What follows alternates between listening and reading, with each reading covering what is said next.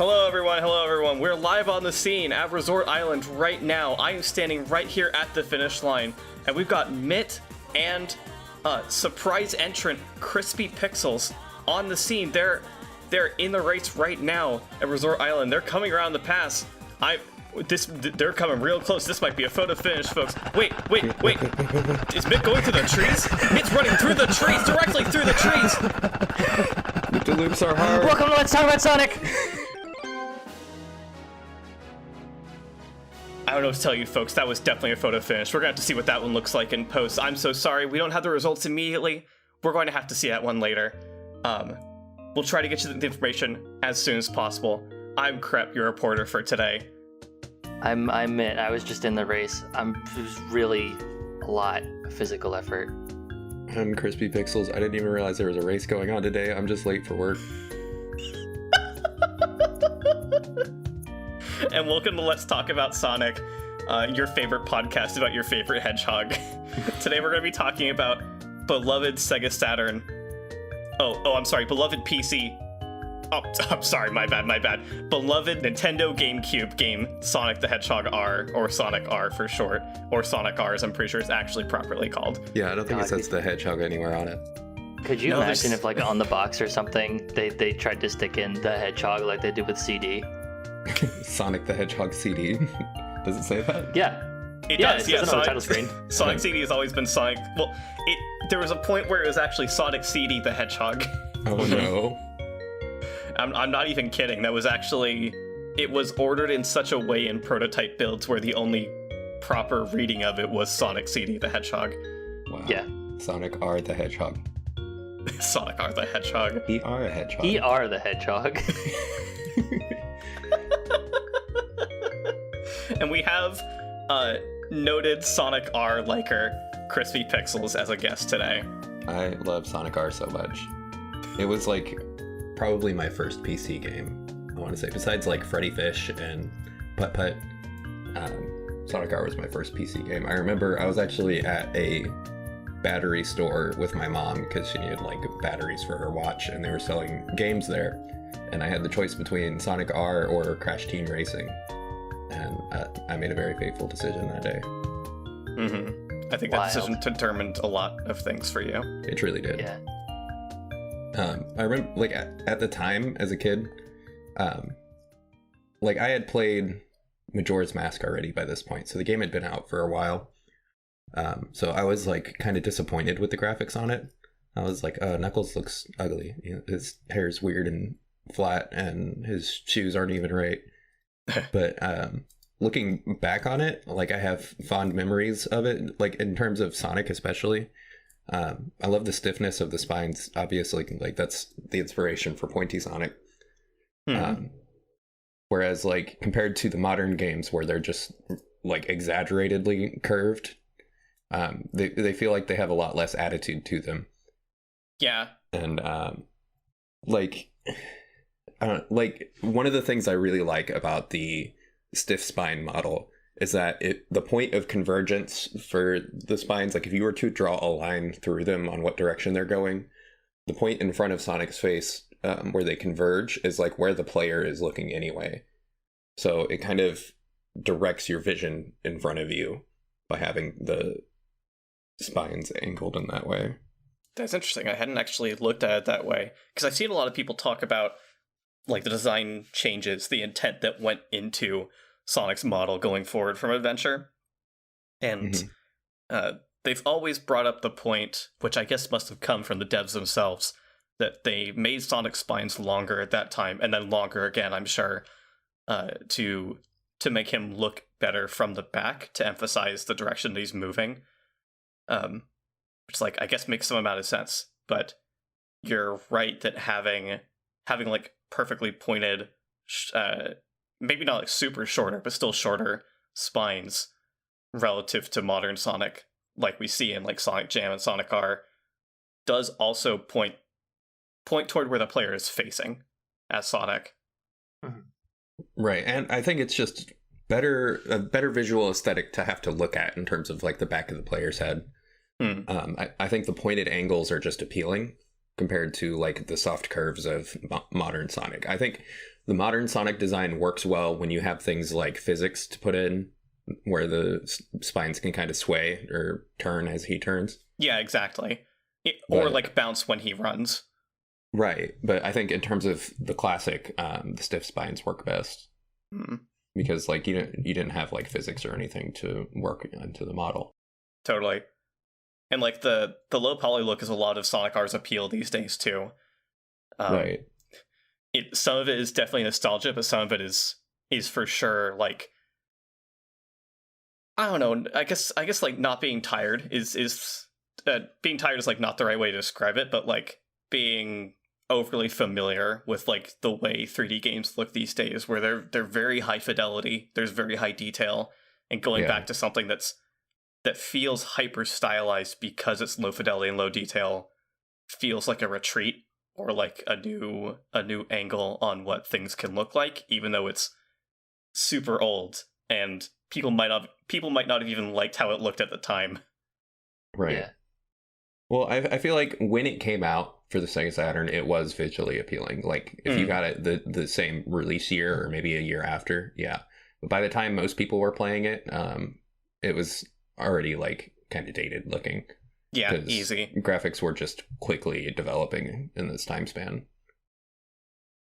It's funny to think that like Sega's PC lineup for Sonic was Sonic R and Sonic CD and Sonic and Knuckles collection. Like that was what Sonic looked like if you were playing him only on PC. So you get Right. these two games from 1993 and 94 and a 3D game with a lot going on from 98. Actually, was it 98 or 97? It might have been 97. Might have been I'm not 97. I would guess 98, but it might have been 97. No, actually, it might have been 97, because now I think about it, Sonic Adventure came out in 98 in Japan and came out in 99 here. Yeah, it was 97. Okay. Yeah. Yeah, that makes a little more sense. I always think about like 99 as being Sonic Adventure's year, but it came out in 98 for Japan. That's when development like mostly stopped on it, and then it got a lot of optimizations and bug fixes and small tweaks for the international release. Yeah.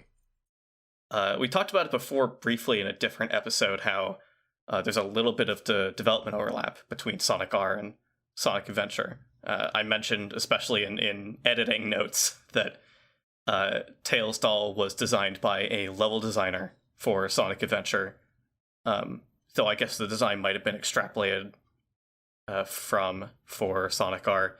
And then Metal Knuckles was designed by Yuji Uekawa, which like really shows with the claws.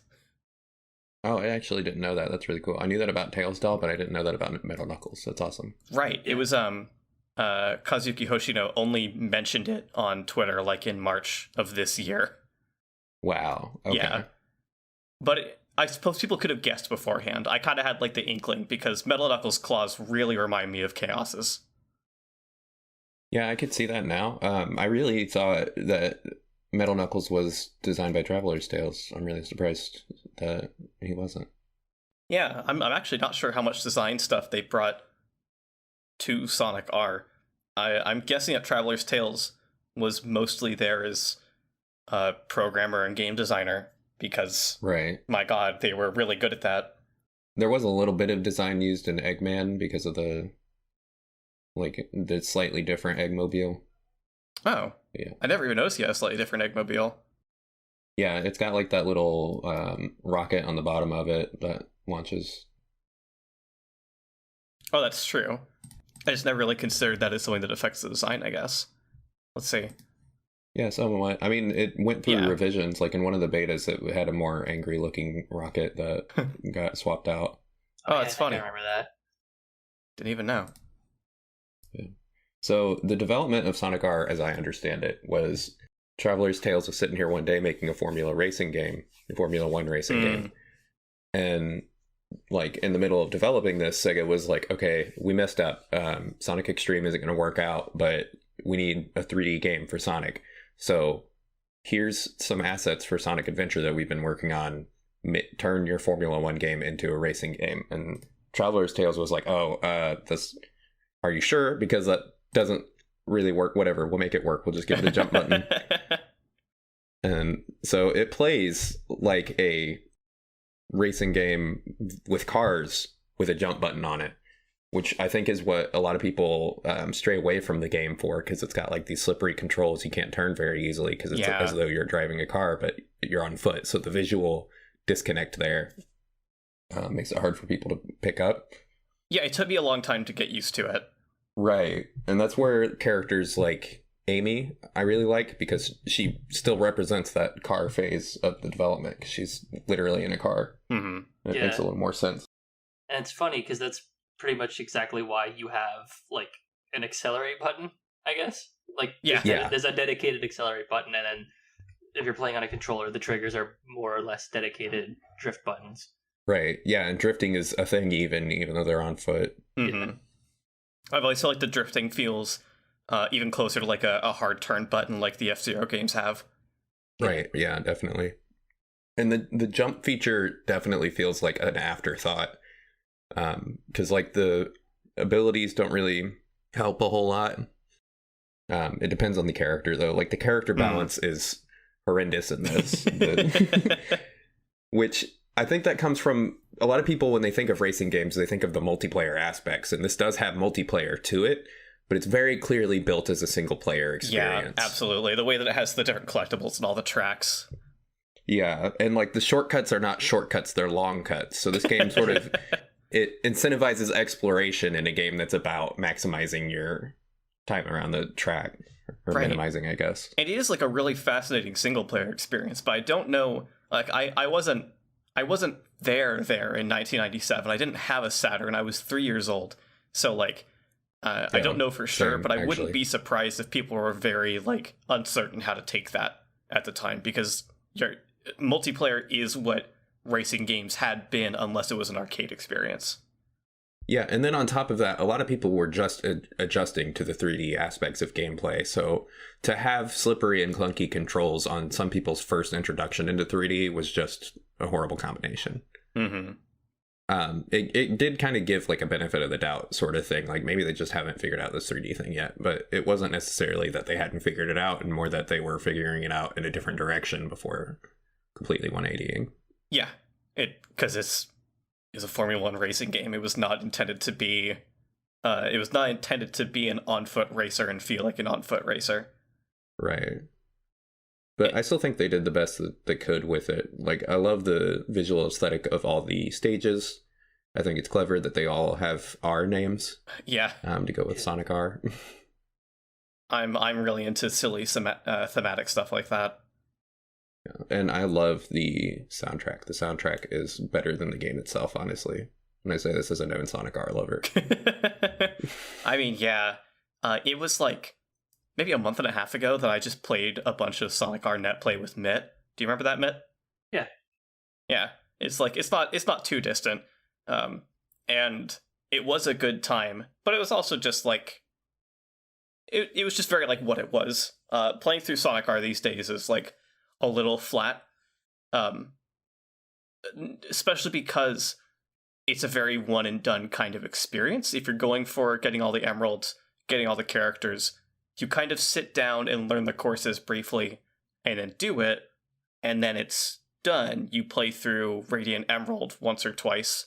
You try out Supersonic, and you've pretty much seen all there is to do in the game. And if you want to play more multiplayer, you kind of can, but as a single player experience or as a cooperative multiplayer experience, it's pretty short and lacking.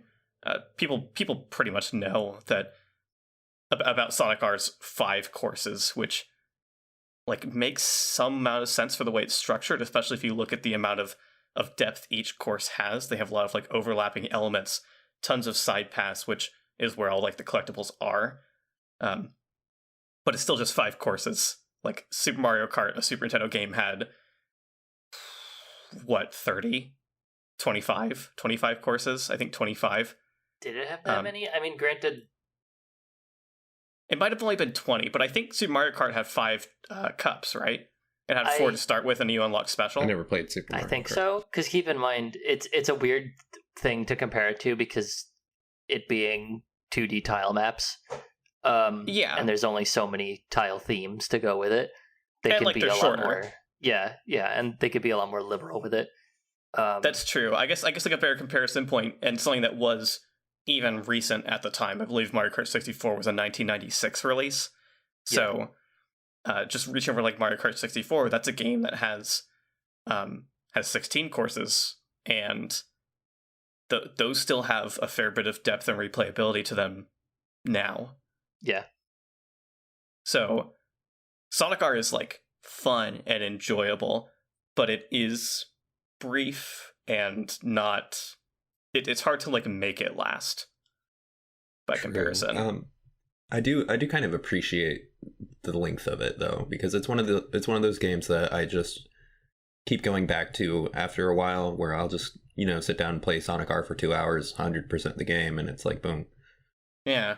It's not something I need to like commit my whole day to or anything, and I don't know, the way I space it out, it feels somewhat fresh again every time. Like I have to relearn the maps and everything. But I don't know, it's a fun game to just like pick up and run through again. If I were to like speed run a game, I would do this game. That makes a lot of sense, because I think that kind of puts it in line with other Genesis Sonic games at the time. Yeah, definitely. Lord knows I spent a lot of time, relatively speaking, just sitting down with like Sonic 1 or Sonic CD or Sonic 3 or Sonic 2, just playing it through just in a day, like over the course of an hour to an hour and a half to 2 hours, just for fun. Right. Yeah, just because you can just do that. Because those games are fun to go through again.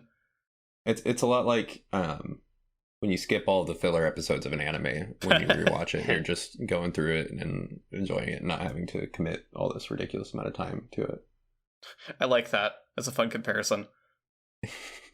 Yeah, I think there isn't anything inherently wrong with Sonic R being a breezy experience, but it definitely is. Like, yeah, it's something to kind of accept about it. Yeah, it would be nice to have more levels. I really wish the modding scene had more in that front, like different tracks to go on. Anything to get the game like a little more longevity. Mm-hmm. You can tell they definitely struggled with like the size constraints of the time, because 3D was like really high storage space at the time, and like that's part of the reason why Knuckles' shoes are incorrect. It's not because they forgot or didn't have the right reference. It was because they didn't have enough space on the texture files, so they just reused Tails' shoe texture and called it a day. Oh, that makes sense. Jeez. Yeah, so I think it's kind of clever how they did try to give us more content in the terms of like having other characters who are mirrors of the existing characters, like just slightly different, with less animation at that, because they don't have to do the whole walk. They can just float. The way the metals do, or robots in general, which I really love the concept of the main three having like an Eggman creation equivalent. I think that's something that Sonic fans in general have always wanted. Yeah. But what I really appreciate about Tails' doll's design is that it kind of shows how Eggman views the trio, in that Sonic is a potential weapon, but Tails is like a child's plaything. Yeah, I love that reading. And I think if they were to continue that sort of reading into Knuckles, rather than making a metal Knuckles, which does make sense, Knuckles could be a powerful weapon, I think it would make more sense thematically in a post-Sonic Adventure world to make Knuckles a puppet rather than a robot or a doll, because that's how Eggman sees him. I think that's also... Yeah, I think that's super interesting. I'd love to see that idea explored, because they haven't. Not to say that they've done that much exploration with Metal Sonic anyway. Like, ever since like Chaotix onwards, Metal Sonic has been a very like shows up either for fun kind of character, or shows up because they have some sort of one note idea for him that doesn't have much interesting going on. Like, they did it one time in Heroes, having Metal Sonic like have bigger aspirations than being the creation of Dr. Eggman and doing all of his work, and then he's just gone. In Forces, he exists just to be there, just to be one of Sonic's antagonists that he could recognize and mention by name. True. And Yeah. It's just hard to it's hard to feel like they have concrete ideas of what they want to do with Metal Sonic, even though he started from such a really strong thematic place. And if they were ever to really capitalize on that idea again, it would follow to capitalize on Eggman's perception of other friends of Sonic too. Yeah, definitely. And like, I don't think it's like, I think a lot of Sonic in general right now is kind of caught in a like a weird sort of pupa state. Like, they already ran with the ideas that they wanted to run with, and they did what they wanted to do, and now it's sort of, now what? Like, what do we do with these characters now? And I think they've been kind of stuck in that phase for a while. Yeah.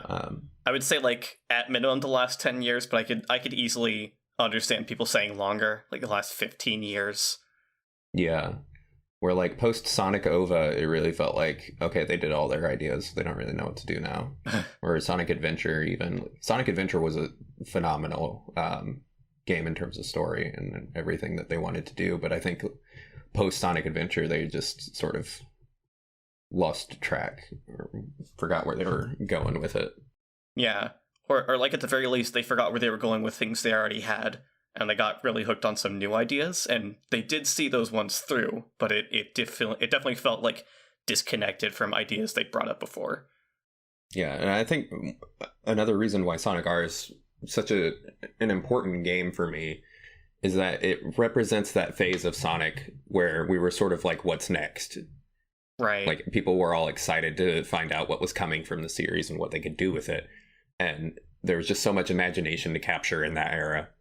Of course, people were really excited for Sonic Extreme, and then that fell very through, and we got Sonic Right. R, and there's a lot to read into Sonic R. Like, of course, people see characters like Metal Knuckles and Tails Doll, and their gears start turning as to what these characters actually represent, and what they do, and who they are, and you get stuff like people focusing on the creepy aspects of Tails Doll and coming up with all sorts of stories and playground rumors for creepy stuff, and like that's all in good fun, just because these are little things set out for us that could be explored more.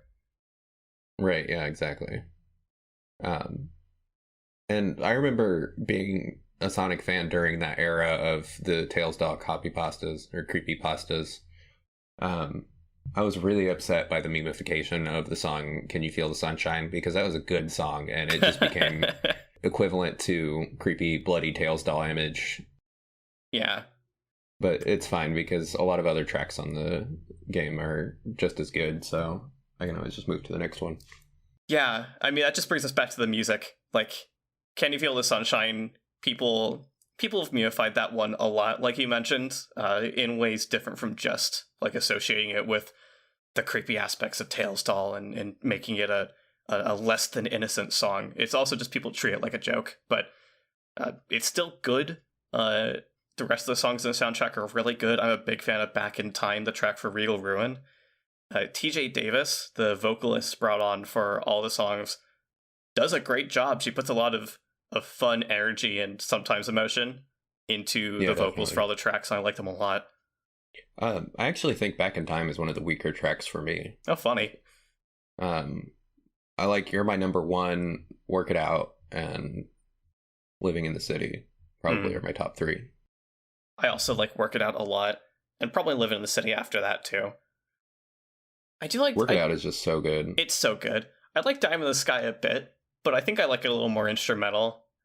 There's something about like the backing track where I like some of the aspects going on in that melodically more than I like it with the vocals on top of it. Yeah, I could see that. That would probably be my number 4 pick. Diamond in the Sky. I like Diamond in the Sky a lot. I think that's my favorite song in Sonic R. It's been a while since I just like sat and listened to it, but I think that's the one that I just like the most because it's like the kind of song that I like. And I feel like I like Living in the City like quasi ironically because I just think of the remix that's in Sonic Gems. Sonic Gems has some weird remixes of Sonic R music. Like there's an acid remix of Can You Feel the Sunshine? Yeah. I need to look at those again because I forgot about that. Sonic Gems has like a remix of Underground Zone from Sonic 2 Game Gear and Master System, and like I feel like up until it got another remix last year, that was like the only acknowledgement that Sonic 2 Game Gear has gotten outside of just being ported to everything. Yeah. Sonic Gems is so weird in that respect because, like, you get the Daytona dude whose name I cannot remember offhand, unfortunately. Mm-hmm. I figure you would probably know offhand more than me, maybe? No. I feel like I knew at some point. I'm going to do that thing where I just go and look it up. Okay. Mr. Daytona. Yeah. Mr. Daytona has done like a vocal remix for I don't know if it's actually the name of the track from Sonic the Fighters, but I know in Sonic Gems it's called Fairy of AIF. Yeah. Daytona Jones. It is Takenobu Mitsuyoshi. There we go. Thank you. Yes. I would also like to shout out his excellent vocal work on the F-Zero medley in Smash Bros. Ultimate. Yeah, that's also very good. Yeah, that was amazing. One of the best tracks on Ultimate, which has so many good tracks. One of the most insane things that they did for Super Smash Bros. Ultimate, and that game has a bunch of different characters from unexpected games in it. I feel like that's like the standout remix in Ultimate, and Ultimate probably has some of the best remixes in the series since Brawl. Yeah. What a tangent. You know, all right, sometimes... it's been 10 minutes, no more Smash Brothers. No one's gonna get that. No one's gonna understand this joke. Keep it in anyway. Yeah. If we even keep the whole Smash Brothers tangent. Oh no, we're gonna. Yeah, we're gonna keep this part we in gotta. too. It's too honest. It's too honest to the kind of people we are. Real talk with Chrispy Pixels. Let's real talk about Sonic. Like all of it. Yeah. I had like one other major thought about Sonic R that wasn't about anything that's in the game, but I don't know if we're like done talking about things that are actually there or not, or done talking about like the culture around the game and what's actually in it yet. I mean, we've been kind of like bouncing back and forth, like talking about what's in the game, what could be in the game. Yeah, true. I think like you could add more courses to Sonic R. You could do stuff like that. You could add more mechanics to it. You could change the way it controls. I think like the easiest thing that would be interesting, though probably wouldn't add that much more depth to the game, but people will want it anyway, is more characters. I was trying to think before we started recording what kinds of other characters they would have even pulled for if they could have. I hadn't considered like your point about limited space in the disc and limited space for textures and like for characters before now, but if they had more room to work with, what other characters from the era they would have actually pulled from, because you know there were a lot, but there also weren't that many. And like I think they would have gone like the route of Sonic Drift and probably added Fang. Yeah Probably, especially because like he has a vehicle. I feel like he's the only one they would add, because like if you're talking specifically about the era, I don't think they're gonna add Beat and Bark. No, they're not gonna add Beat and Bark. The only other thing I could have considered for the Chaotix. Like they probably would have done Mighty. Yeah. I was trying to think like if they wanted to add like parts of the Chaotix, like Fighters did with having just SBO, or if they wanted the whole Chaotix. Charmy would be interesting because he's tiny. I don't know what other kinds of things they would do to differentiate the characters mechanically, since everyone has their own ability. I mean, for the most part, I think about Egg Robo, who has like nothing. Right. Well, I think he still has the gun mechanic. It's just his gun instead of the missile thing. But it's not like unique. Okay, yeah, that's true. Yeah, that does mean like it's not unique. You're right, but he does have something. I did always find it like funny that Eggman and Egg Robo only have like a context sensitive ability compared to everyone else who can just use their thing whenever. Well, you know what character I would like to see is the Traveler Tales logo character. That would be cool. Interesting poll.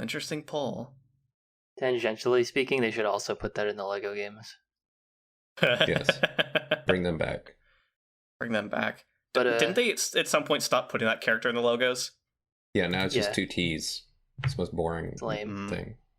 Biggest downgrade ever. You can't play as where's two the T's. Traveler?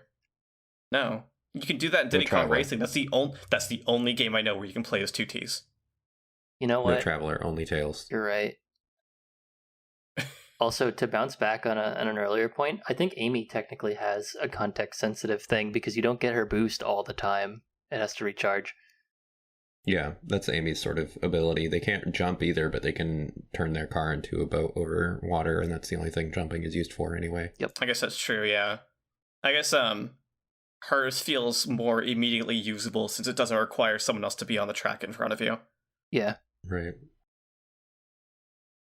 I think in terms, like, if you were to go and play Sonic R for the first time, I think Amy would be the good place to start, just in terms of tutorial. Like, don't worry about the race, getting first place or whatever. Just play as Amy to try to figure out the controls. Yeah, figure out the controls and, like, explore the tracks. Yeah, and then you can go and try to win races. Yeah. That's honestly kind of wild because I feel like Amy's handling is so different compared to everyone else that I always just kind of default to Sonic, which I feel like you're also not really supposed to do that with the actual 2D games because he's a little bit harder to handle compared to like Tails because you can't fly or recover or anything. Right. But yeah. I feel like just playing him because there's not really a whole lot to him and his handling is like okay enough and you could just meter your acceleration. He's pretty easy to get a grip on. Plus, like, you get characters like Metal Sonic who are just all acceleration and poor handling, so I guess in that respect he is still pretty decent. I've always considered Knuckles to be like the all-rounder of Sonic R. His handling is like a little tighter than Sonic's. He doesn't go quite as fast, but he still has good acceleration. So he's able to get around just fine. And the gliding also allows you to go over some stage obstacles or annoyances in a ways that like Sonic quite can't. Yeah. Yeah. I really appreciate the way they handled the way you unlock characters, like the secret race you have to do with them. Because the robots are not only faster than you, but they also take shortcuts. Yeah. So if you're paying attention to where they're at on the map, you can learn shortcuts that way. And I remember I was struggling for the longest time the first time I was trying to unlock Metal Knuckles because he was doing that skip on the loop. And by the time he would do that skip, I would be too far behind him and I wouldn't see him doing it. But one time I saw him do it and I was like, oh my god, you can just skip the whole loop. And that saves so much time. No wonder I can't beat him. And I was finally able to do it. I always like the character unlocking stuff because it reminded me of Smash Brothers and like other fighting games on console. Yeah. True. There's something inherently fun and satisfying about playing a game and then the game being like, whoa, someone's here. You'd be like, someone's here? And then you have to challenge them and then you get to be them afterward. Like that's just a cool sequence of events. There's a real other person in my game? Right. That's something that really only happened in that era of gaming too, like before everybody was terminally online. And you just like knew all the content to a game before you even go into it. It was like anything could happen when you got that challenger approaching thing. Yeah, like exactly. They could throw anybody at you and you'd be just as surprised. Even as late as like, great, we've managed to get on another Smash Brothers tangent, but even as late as Brawl, Brawl was like the last Smash Brothers game where you just didn't know everything that was in it or how to get everything that you did know about it.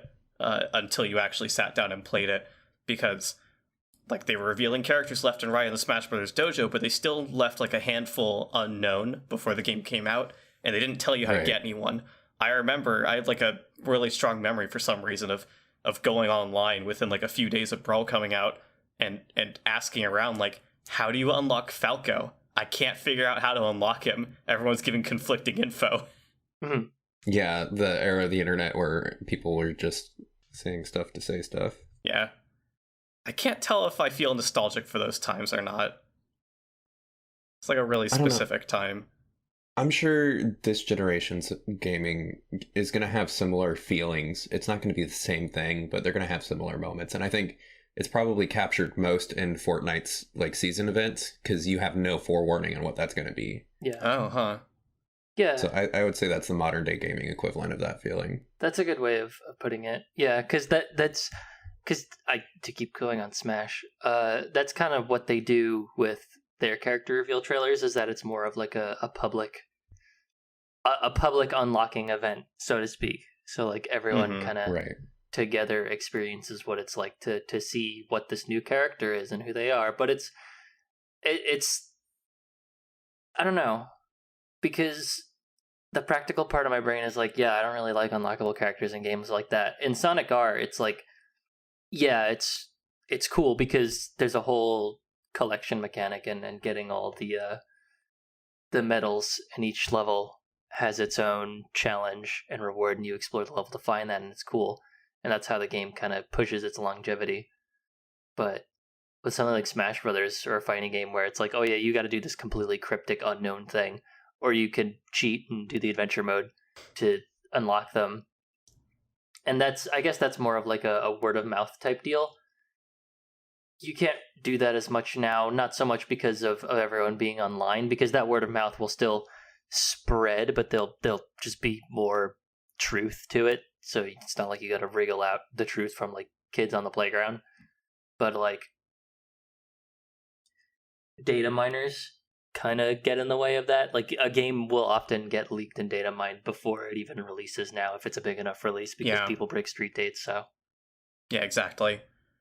The thing that I think about that like makes me feel some positivity still toward like character unlocks in these kinds of games is especially with like you talking about Smash Brothers character reveals these days being like a public unlocking event. I think that's really interesting. What that loses out on is the thing that I like, which is learning how to get a character in a game and then playing that same game with like a younger sibling or a nibbling or just someone else younger than you years down the line who doesn't know anything about this game. yeah. And either them figuring out on their own how to unlock something or you showing them and like seeing that sense of wonder. Like that's unforgettable. I love that experience. I've had that experience with multiple nibblings of mine playing through the Smash Brothers games in post. Mm-hmm. That's one of those things that you really have to balance out in the game design, though. There has to be an effort to reward ratio where, like, in Melee, you had to have like a total match time of like, what was it, 40 hours before you unlock Mewtwo? I think it was 20, but like that was still a lot for the time, because like that's either a lot of matches or that's a handful of really long matches. Yeah. And a lot of people don't play fighting games that long, like seriously. So the effort to reward ratio there was off. There was way more effort than the reward was worth. But if you can strike that good effort to reward ratio, then it becomes that fulfilling feeling. Like it's nice and you want to keep playing the game because of it. Yeah. Yeah. I mean, I have a thing about that in specific, because it's weird, because the way you would get around that is you would just leave the GameCube on overnight. You would just have an endless match going on overnight, and you would just kind of let it sit and rack up the hours. Yeah. Yeah. And I feel like that has its own kind of whimsy to it. Like, hey, I heard that if you leave the GameCube on overnight in a match, you get Mewtwo. It's like, what? Right, yeah. What? How does that make any sense? How does it know I'm doing that? And then you do that and it works, and you're like, whoa. Yeah, and like when you break it down to, oh yeah, you got to spend 20 hours in matches, which is absurd. But when you break it down that way and you get kind of creative about how you have to unlock it, then it becomes way more memorable. It's kind of like stupid stuff in Pokemon where it's like, oh yeah, if you hold the 3DS upside down while it levels up, it'll evolve. Like, that's stupid. Right. But like, yeah, it's cute. My brain just did like that lovely ADHD thing of thinking about a subject, jumping to a solution for like each subsequent issue that comes up with the solution my brain jumps to. And I eventually settled on, right, we need to decentralize all of the internet again. Because that'll fix all the game design problems. Yeah, that'll fix all the game design problems. Because I was thinking about how people have been talking a lot about how the gaming industry has been really secretive for too long, and there's not a lot of fundamental fixes to that, except that the reason it's so secretive is because devs think they need to hide what they're working on so that people don't know too much about it by the time it comes out, and make it a less fulfilling experience. And part of that is that people will try to get information on games before they come out. People will data mine them before they come out from demos or from stuff leaked by devs, people who are working within the industry, et cetera, and then that jumps to, oh, well, if people weren't forced to see everything that gets leaked and data mined because they're all on the same website all the time, maybe it wouldn't be a problem as much. Yeah, true. we live in just a really weird time for like these convergences of industries and medias. Yeah, but I think we're hitting a point where it's starting to find its footing finally. Mm-hmm. Yeah. It's just always been up in the air for as long as I can remember, because like the internet hit us harder than we expected. Yeah, that's one way to put it. But I think by now, like, we've been hit by it, we're winded, but we're catching our breath. Yeah. I think it's gonna... The real thing that's on the horizon is whether or not we're still gonna have control over how we use the internet. True. That's a huge subject, though, which doesn't have enough to do with Sonic the Hedgehog. Yeah, we got real deep in the Sonic R conversation. That's the sort of places this game will take you. Sonic R will make you think about things like this. Yeah. It contains the secrets to life.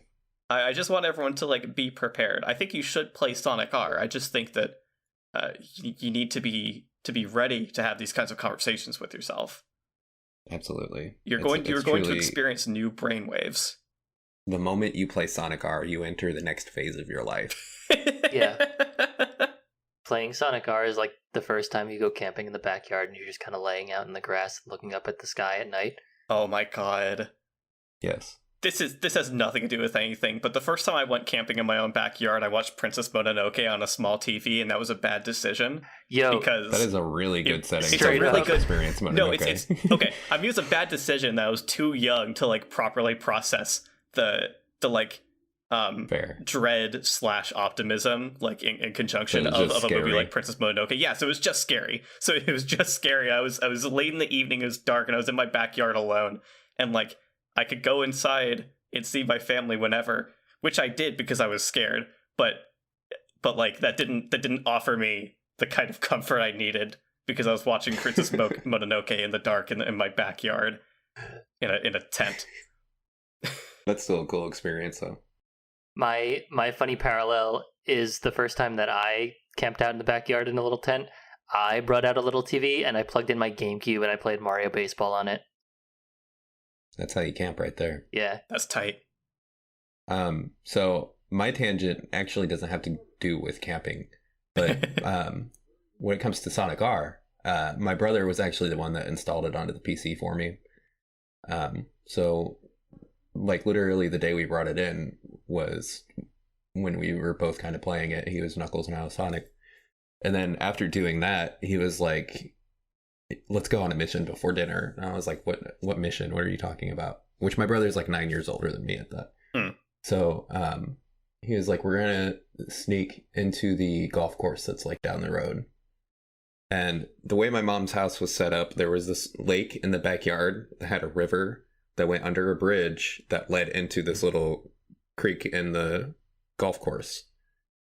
So we just went down there and we're like running around just on this golf course in the middle of the night, like 8 p.m.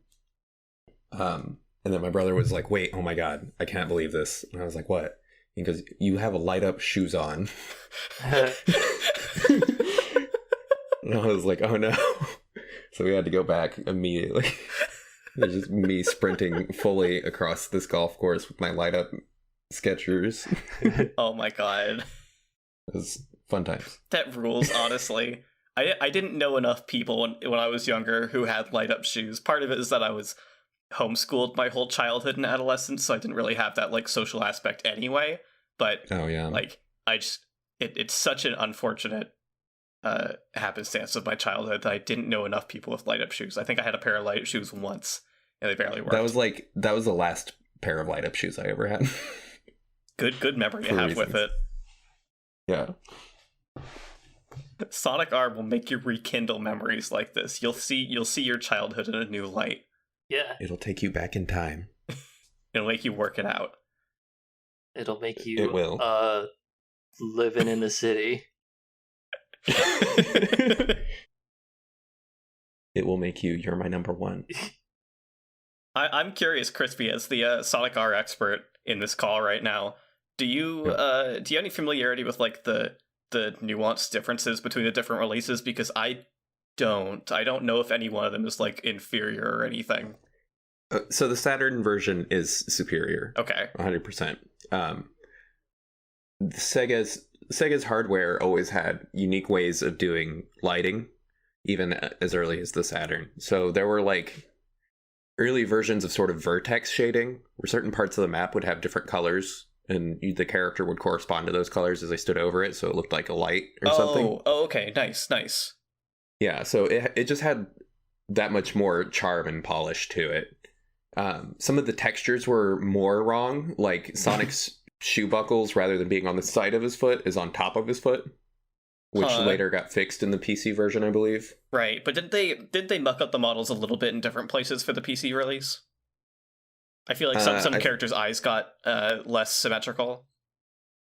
Yeah, so they're in the PC release, their blinks are no longer symmetrical. Like sometimes they'll blink with one eye. Oh my god. And it's just weird. Yeah, and it's like a flicker of a blink, so it just looks really uncanny. So that's another reason why the Saturn version is superior. But most of that now can be emulated on the PC version, because there's been plenty of mod efforts. So like you can get those color effects now. Yeah, I hadn't considered that at all. Yeah, there's a lot of really good Sonic R mods. I remember one. There was one recently. I don't know if it's public or not, but they added Silver the Hedgehog or something as a playable character, right? Yes. I need to look up the name of the creator. I really like that creator. They did a lot of the Sonic R modding, like pioneering. So that makes I have a lot sense. of respect for them. I just have to. I'm literally on the Sonic R Game Banana right now, trying to find the name of that creator. No, it'd be good to give them a shout out. Yeah, definitely. Don't keep in that I forgot their name, though. That'll be rude. God, there's so many mods now, it's hard to find them. That's really cool, honestly, because I don't hear about the Sonic R modding scene too much. Yeah, I guess it's just like, take this statement however you will. It's probably a modding scene that's not very attached to a site like Sonic Retro, which is where I go for most of my interaction with Sonic game modding. Most of the mods are asset replacements. I think we've only gotten recently to a point where the models can be swapped out, but most of them are like texture changes and things like that. Right. They're still no adding to the game yet, right? Not necessarily, not as far as I know. Yeah. It's Invisible Up. Shoutouts to Invisible Up. They do cool stuff for the Sonic R modding community, and I appreciate their work very much. Shoutouts to Invisible Up. Shoutouts. It's really cool to know that the Sonic R modding community is like burgeoning at all. That's really neat. Yeah. It makes me think about how Sonic the Fighter's modding is starting to take off just a little bit, because there's like a handful of people really dedicated to starting to disassemble the game and look at how it functions and start changing character slots, moving models around. Like that's where a community starts. Right, yeah. It starts slowly and then it just sort of snowballs, which like character modding was possible before. It was just so convoluted, and Invisible Up was the only one willing to put up with all of it and to figure it out. God, I'm sure. But now it looks like they're getting to a point where there's more sophisticated mods. It's really exciting. I want to see Sonic R like take on a life of its own. Oh yeah, this was another thought I had earlier, but kind of like forgot. We spent a lot of time talking about how Sonic R is not really an on-foot racer because it doesn't feel like one and was never designed to feel like one necessarily, but it still is the only Sonic game that is an on-foot racer. All of the other Sonic-related racing games have had him in a car, and nothing wrong with that. That's fine. People have their beef with that idea for some reason, but like, why can't Sonic be a guy who likes driving? he can just enjoy being in a car, but he respects sportsmanship. Yeah, of course. He's good. He's nice to others on the track, aside from when he's tossing puffer fish at them in the Sega racing games. Blowfish. Yeah, those games have weird items. But yeah, the other follow up to what Sonic R could be is like a thought experiment is like a proper sequel. And I don't know. I think the big question on that forefront is would a sequel to Sonic R be an actual on-foot racer and feel kind of like that? Or would it just continue to have like the veneer of an on-foot racer and feel still more like a traditional racing game?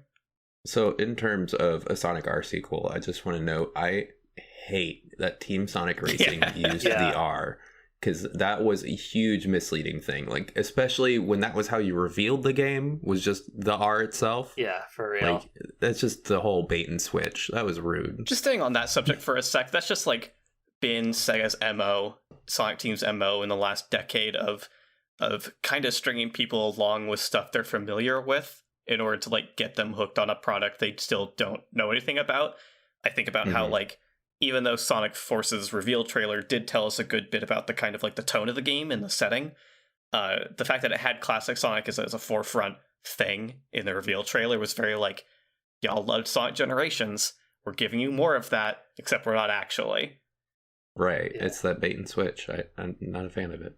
No, it's been really weird. Kind of, again, goes to what you were saying, where it feels like they haven't really known what they're going to be doing next. And they haven't really known how to keep people invested in what they're doing next either. Right.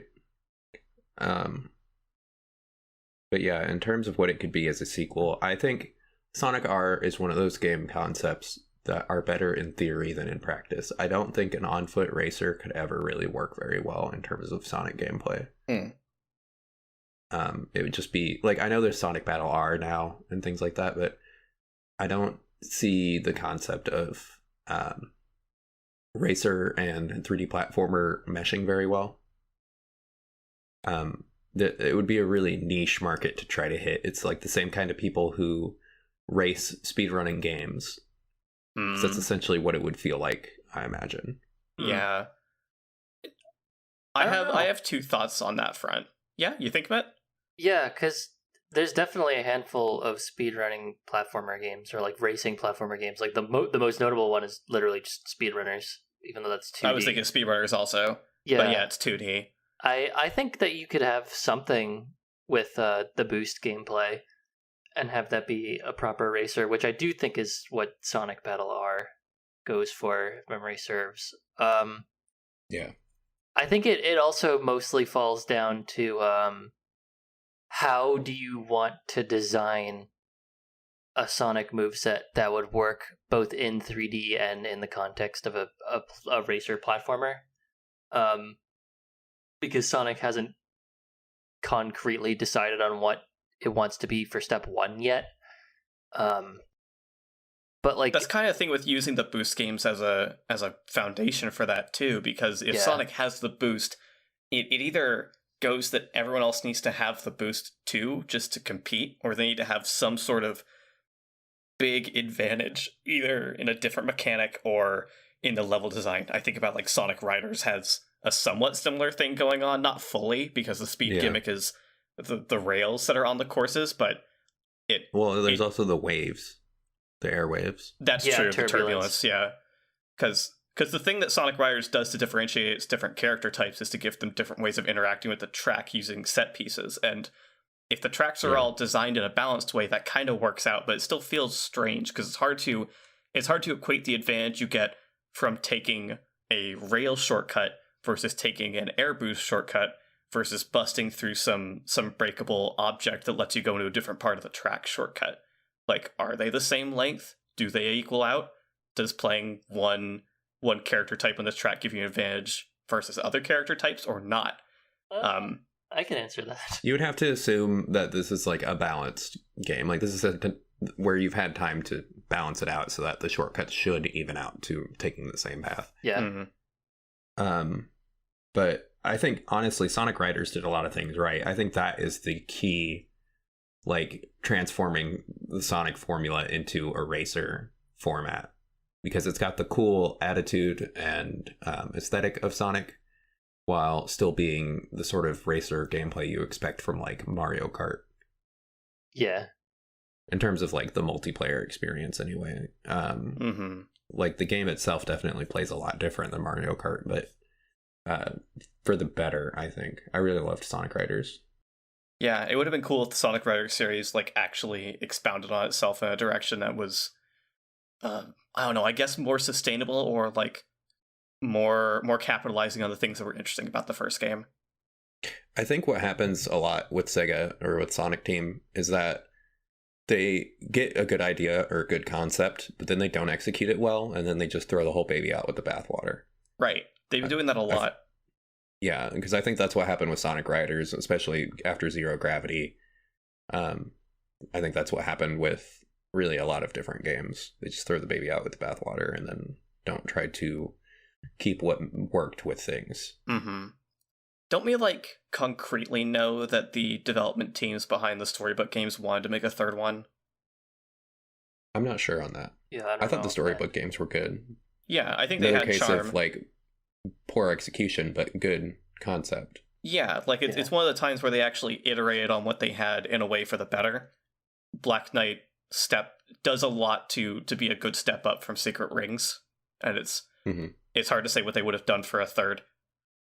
But I feel like they've said in interviews at some point that was on the table, and then kind of got shuffled away when they had to focus on Colors, and then other titles after that.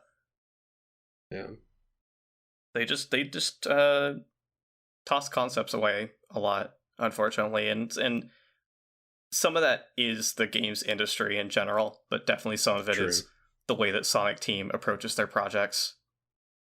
Yeah, they have that. I don't know. They get ambitious really easily, but then they get hit by like the real world deadlines, and they have to cut back the ambition. And I think that's what contributes to the poor execution of a lot of their concepts. Yeah, for real. Yeah, I was gonna say, it might be a niche. It might be like a really small niche to try to hit. It might not. I would still be interested in seeing a 3D platformer racer. I feel like that'd be really interesting. I was always really, really captivated by the circuit mode in Sonic Roboblast 2 before it got deprecated.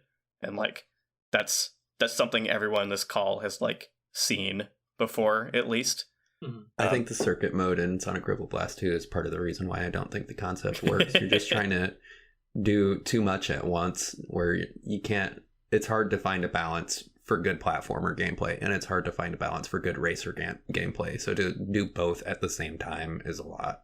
Yeah, I'd really like to see a team tackle it without it being like a side thing, though, because I'm sure part of the reason it could never be fully realized in SRB2 is because they had too many other things going on, and even then, the devs at the time before the massive, or like not massive, the big changeover in who was spearheading the project in recent years.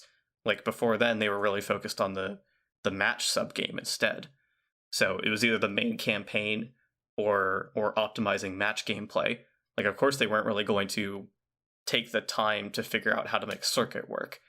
And I don't begrudge the current team for not having that interest either. Like, that's fine. That's not really what SRB2 is, and it doesn't have to be that. I still think that while circuit mode as like a touchstone does show a lot of the flaws inherent to the idea of a 3D platformer racer, I still want to see someone try it on its own as a standalone project, because maybe they'll have approaches to it that no one's considered before, or maybe they'll have the time to work out problems that people didn't think there was time to work out or didn't think were possible to work out before. Like, who knows? I think the setup is interesting on its own. Honestly, yeah, don't get me wrong, I think it's a cool sounding concept. Yeah. I just have a hard time envisioning it. Honestly, I feel like the idea of a 3D platformer racer is already pretty popular, and like it exists in places that we don't really think as, I guess, people of our age and our generation, because like Roblox and Minecraft have parkour maps. Oh, that's true. Parkour maps are huge. They are, I mean, even TF2 had them, but like parkour maps in general are pretty much the realization of that within a game that is not built for it. So like obviously it can improve, but there is a space for it, and there definitely is a popularity for it, and I think there's a way to do it, and I think the challenge is definitely going to be in how do you make Sonic work in it, because a lot of Sonic's mechanics don't inherently really work right off the bat, especially if you take things as they have existed in the past. Like I think if you're going to make a game like a Sonic platformer racer again that's on foot, you can't have the spin dash in a way that we're used to, like between Sonic Lost World, Sonic Adventure 2, and Sonic Adventure, where you could do it wherever you want. It has to be more like in Sonic R, where you can only do it from a standstill and otherwise you roll. Because otherwise you completely throw out the balance of the whole thing. Yeah. Right. I think, okay, so if I were to approach this concept in terms of map design, I would want to follow, rather than Sonic R obviously had a lot of limitations on what it could do with its map. Mm-hmm. But I would want to try to follow the classic Sonic design aspect of top route faster, but harder to platform, middle route, medium, and then bottom route, easy to platform, but slower.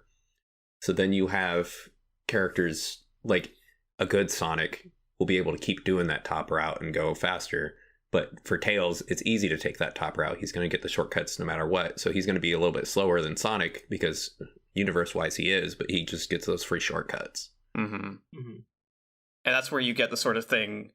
That's kind of like what I was trying to get at when talking about Sonic Riders to some degree, was the idea of having character balance factor into how well characters can take shortcuts, because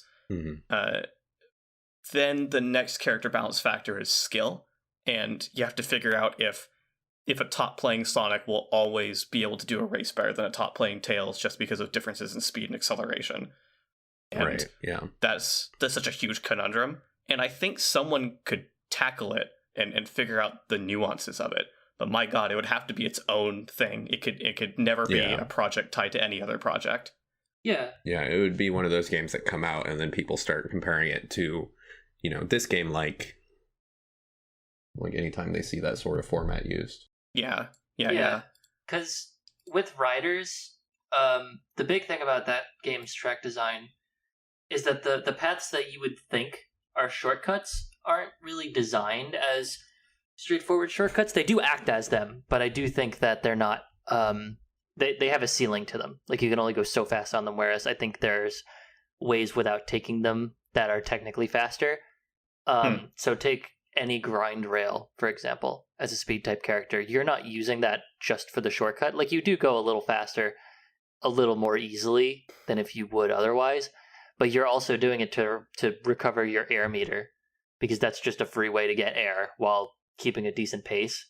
And the same goes for, power types going down a path where you just barrel through a bunch of cars. Every time you do that, you get more air. Right. And when you're flying through the jet rings in the sky as a fly type character, you're getting back air for that.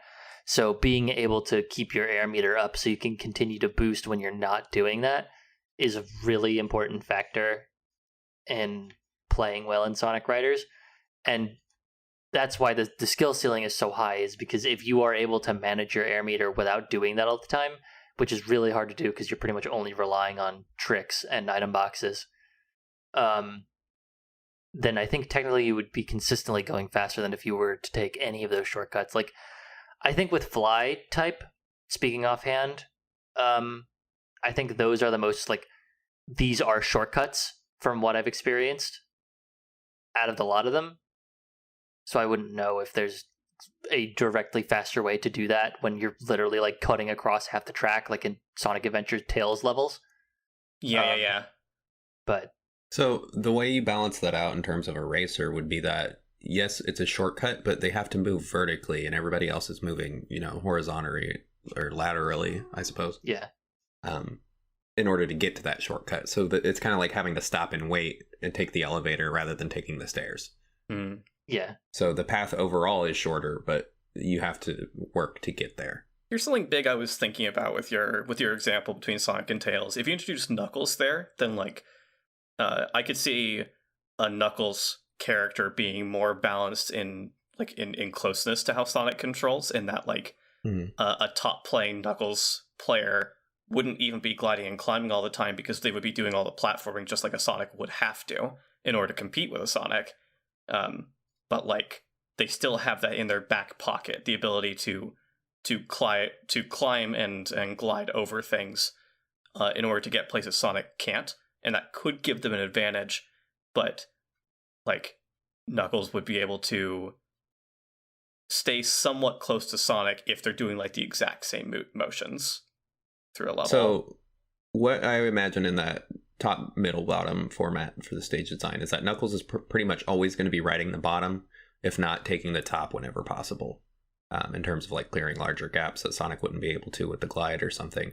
Sonic, you would have to approach from a design perspective. You want to knock him off the top and get him down to that bottom level. Oh, that's funny, because that makes him like a battle racer, huh?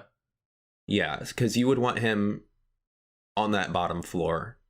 And I don't mean that in terms of like as a Knuckles player going against a Sonic. I mean that in terms of like as a map designer designing this map for Sonic. You want to make it so that it is very difficult for him to take the Tails route or the Knuckles route. He's going to have to really fight uphill for it.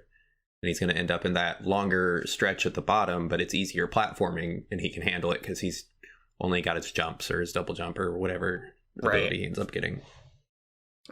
Something that this is making me realize too is that like a game like this would have a meta similar to fighting games depending on how many characters it has.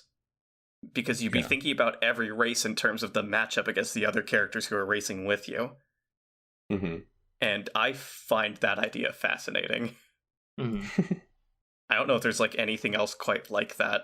And that's also like why I'm enamored with this kind of stuff. It leans into the same sorts of stuff that gets me interested about 2D platformers, just period. Not the ones that are racers necessarily, but like Mario 2 and Sonic 3, the games that have multiple characters where they can all do different things and go different places.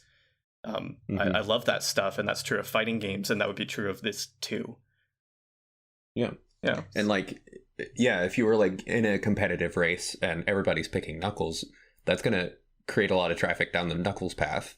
So there might become a benefit playing Tails or playing Sonic or being somebody else. And that's the meta. You create a balanced meta that way, and that you don't want everybody playing the same character, no matter what character it is. I feel like we've managed to get you a little more on board with this idea. I think there's a lot to iron out for it, but yeah. Yeah, no kidding, for sure. And I would love to see someone with like a really strong vision and some good coding. Some good coding abilities to sit down and try to iron those things out. Hopefully with some help. If anyone's inspired by this, just tell us, please. And if you do go to do it, just, to save time, use the Sonic R assets. Not because they're the best 3D assets in the series, but just to save time. Yeah, they're functional. I'm sure like a good number of amateur coders out there know to be asset reusers for their projects. But it's a good reminder. Use the Sonic R assets specifically. Yeah. For no particular reason. If we catch you using those Sonic Jam assets instead, we'll know. We can tell the difference. Yeah. There is a difference. Don't even think about using the Sonic Adventure prototype assets. Please email me those. The Sonic Adventure prototype assets. I need that. Yeah, I gotta dig them out of my backyard. I buried them. I would say there's no Sonic game that isn't 100% improved by swapping out the model with the Sonic R model. Anytime I play a Sonic, like a modern Sonic game or a 3D one, I try to find mods for that. Huh. I didn't even consider that, because I was thinking first and foremost about like Sonic Adventure. I know people have done model swaps for that. That put, the like, Adventure the one mods. I don't like so much, because it's just the head. Like, the body is still the Adventure body, and it's just the Sonic R head. I'm not a big fan of that. Oh, really? I haven't seen that. That's not great. Yeah. No. But from what I understand, it's really hard to do model swaps for Sonic Adventure, so fair. Okay. People are working on it. But, like, Lost World and Generations, that's how I played those games. That's funny. Oh, I'm trying to imagine that for Lost World. I'm sure it didn't improve it that much. It did. It made it a playable experience. It was great.